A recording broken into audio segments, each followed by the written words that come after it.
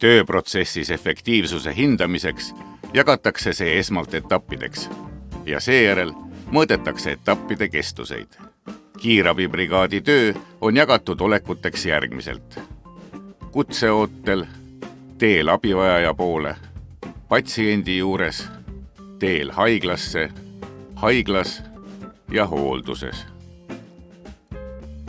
Tööoleku fikseerib autojuht nupule vajutusega. Iga nupu kohal on valgustdiood, mis näitab valitud olekut. Kiirabi dispetšer näeb, kus brigaadid paiknevad ja missugune on nende tööolek. Iseenda asukohta ja teiste paiknemist enda suhtes näevad ka kiirabibrigaadid ise. Metrotech registreerib tööolekute kestused, tööolekute vältel läbitud vahemaad ja võimalusel ka ära kulutatud kütuse. Nende andmete põhjal põhineb aruanne, mis toob vabalt valitud perioodi kohta esile.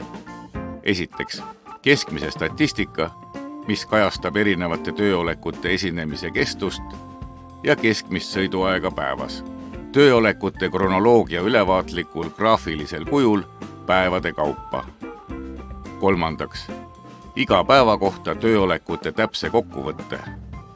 Iga oleku kohta summaarne kestus koos esinemiskordade arvu ja läbisõidetud kilomeetritega. Neljandaks, detailse kronoloogilise logi olekute vaheldumise kohta koos läbisõidetud vahemaaga. Logi juurde kuulub kaarditugi ja kõik sündmused on vaadeldavad ka kaardil.